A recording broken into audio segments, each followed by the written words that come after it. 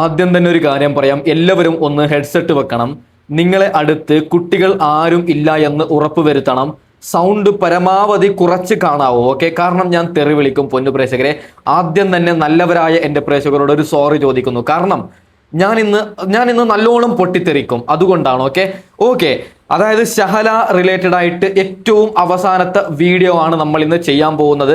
അതിനു മുമ്പ് കുറെ പ്രേക്ഷകർ എനിക്ക് പേഴ്സണലി മെസ്സേജ് അയച്ച് പറയലുണ്ട്, ആരാണ് ഗോവിന്ദചാമിയെ പോലെയുള്ള ആണുങ്ങൾ ആരാണ് ബ്രോ, അവരെ ഒന്ന് കാണിച്ചു തരുമോ എന്ന്. ഇന്ന് ഞാൻ അത്തരക്കാരെയാണ് നിങ്ങൾക്ക് കാണിച്ചു തരുന്നത്. എൻ്റെ കമന്റ് ബോക്സിൽ വളരെ വളരെ മോശമായിട്ട് കമന്റ് എഴുതുന്ന ചില വൃത്തികെട്ട നായ്ക്കൾക്കുള്ള ചുട്ട മറുപടിയാണ് പൊന്നു പ്രേക്ഷകരെ ഞാൻ കൊടുക്കാൻ പോകുന്നത്.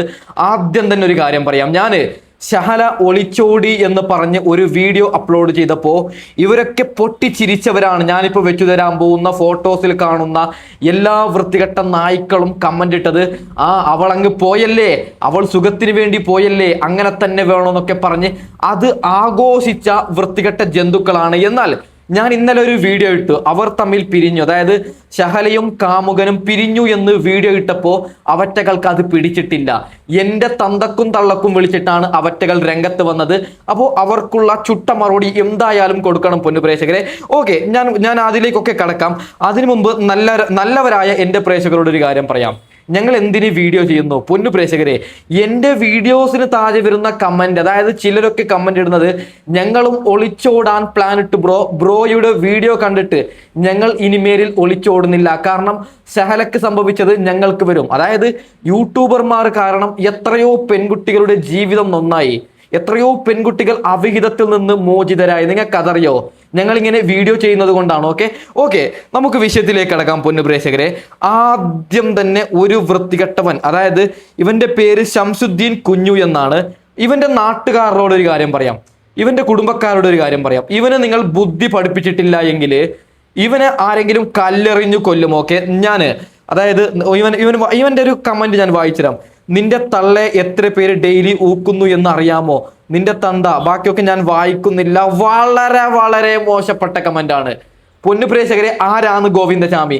ഇവനെ പോലുള്ള വൃത്തികെട്ട ജന്തുക്കളാണ് ഗോവിന്ദചാമി. ഓക്കെ, ഇവനെ പോലുള്ളവർ എന്തും ചെയ്യും. അതായത് ഷഹല ശരീന് പിരിഞ്ഞു, സ്വന്തം വീട്ടിലേക്ക് പോയി, ഇനി അവൾക്ക് സമാധാനം ദൈവം കൊടുക്കട്ടെ, അവൾ നല്ല രീതിക്ക് ഇനി ജീവിക്കട്ടെ എന്ന് പറഞ്ഞ് ഞാൻ വീഡിയോ ഇട്ടപ്പോൾ ഇവൻ ഇങ്ങനെയാണ് കമന്റ് ഇട്ടത്. പൊന്നു പ്രേക്ഷകരോട് ഒരു കുഞ്ഞു കാര്യം കൂടി പറയാം, ഇത്തരത്തിലുള്ളവർ ഡേഞ്ചർ ആണ്. നിങ്ങൾ എല്ലാവരും ഒന്ന് മാക്സിമം ലൈക്ക് ചെയ്യണം ഈ വീഡിയോ, കാരണം നാലാളിലേക്ക് എത്താൻ വേണ്ടിയിട്ടാണ്. ഓക്കെ, അടുത്ത കമന്റ് ജ്യോതിഷ് എന്നാണ് ഇവന്റെ പേര്.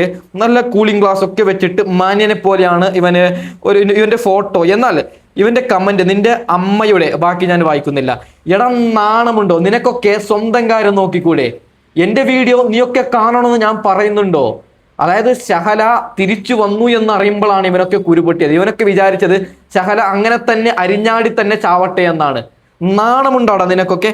ഓക്കെ, അതിനുശേഷം അലി പാറക്കൽ എന്ന് പറയുന്ന വലിയൊരു മഹാനാണ്, എൻ്റെ കയ്യും കാലും അടിച്ച് ഓടിക്കണം. എടാ ഞാൻ എന്ത് തെറ്റാണ് ചെയ്തത് ഒന്ന് പറയോ?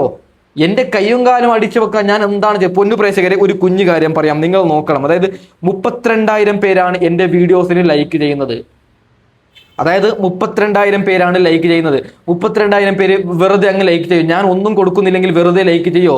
എൻ്റെ വീഡിയോ എനിക്ക് നല്ല വ്യൂസ്, ഫേസ്ബുക്കിൽ ഞാൻ എന്തിട്ടാലും 4-5 ലക്ഷം ആൾക്കാർ വീഡിയോ കാണുന്നുണ്ട്. നോക്കൂ നിങ്ങൾ, ഇത്ര ലൈക്കും കമന്റും നല്ല നല്ല കമന്റ് വരുമ്പോൾ ഇങ്ങനെയുള്ള കമന്റ് കാണുമ്പോൾ പ്രതികരിച്ച് പോകുന്നുണ്ട് പൊന്നു പ്രേക്ഷകരെ. ഓക്കെ, നമുക്ക് അടുത്ത മഹാനിലേക്ക് കടക്കാം.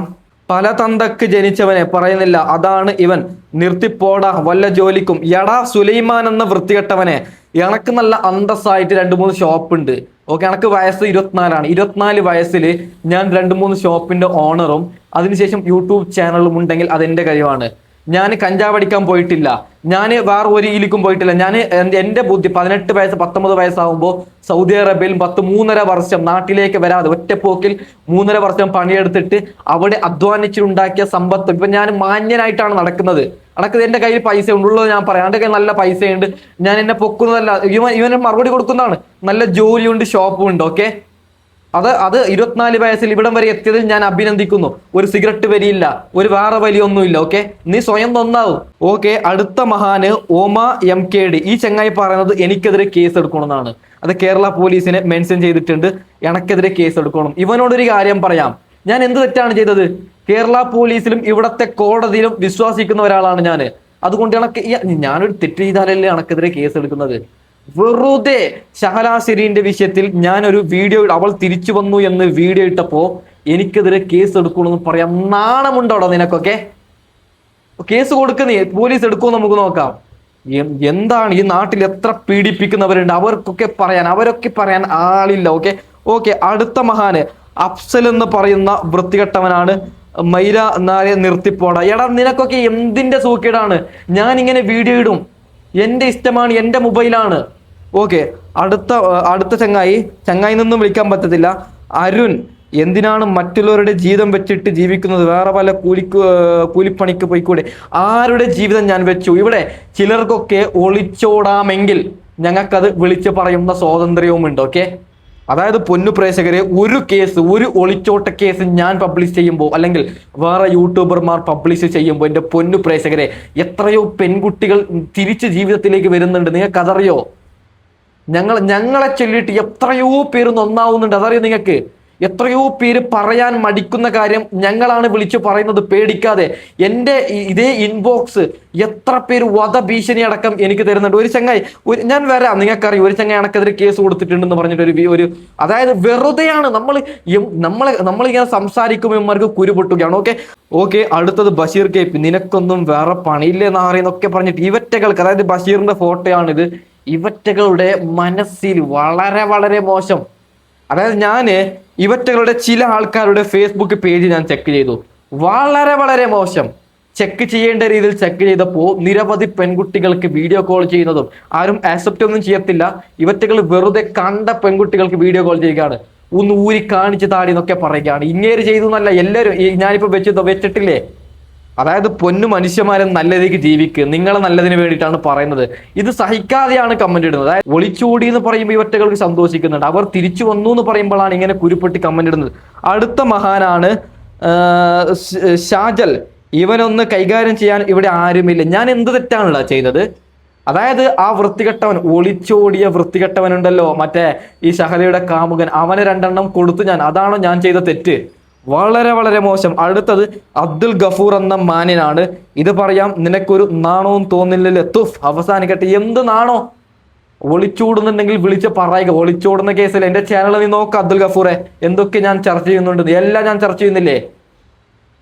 വളരെ വളരെ മോശപ്പെട്ട. അതിനുശേഷം ഷമീർ യാസീൻ കുറെ കമന്റ് അടി. എടാ പൂരിമോനെ നിർത്തിക്കോ. എന്തൊക്കെ കമന്റാണ് എൻ്റെ പൊന്നു പ്രേക്ഷകരെ ഫേസ്ബുക്കിലൂടെ വരുന്നത്. ഞാനിത് ഇവറ്റകൾക്ക് ഒരു താക്കീത് കൊടുക്കും. ഇത് മാന്യമായ രീതിയിലാണ് ഞാൻ നിങ്ങളോട് പറഞ്ഞത്.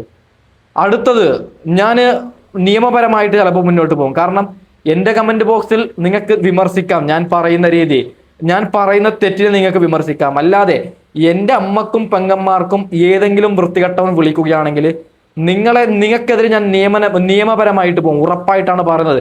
എൻ്റെ അമ്മക്കും പെങ്ങൾക്കും വിളിക്കാൻ നിങ്ങൾക്ക് ഒരു അധികാരവുമില്ല. ഞാൻ കൊടുക്കുന്ന എല്ലാ വാർത്തയും അതിന് തക്കതായിട്ടുള്ള തെളിവും കാര്യങ്ങളൊക്കെ വെച്ചിട്ടാണ്. ഇതൊരു താക്കീതായി എടുത്താൽ മതി. എനക്ക് പേഴ്സണലി വക്കീലും കാര്യങ്ങളൊക്കെ ഉള്ളതാണ്. അതായത് ഇങ്ങനെയുള്ള എനക്ക് നല്ല എല്ലാ യൂട്യൂബർമാർക്കും ഉണ്ട് ഓൾറെഡി വക്കീലും കാര്യങ്ങളൊക്കെ ഉള്ളതാണ്. ഉറപ്പായിട്ടും ഞാൻ നിങ്ങളെ കോടതി കയറ്റും.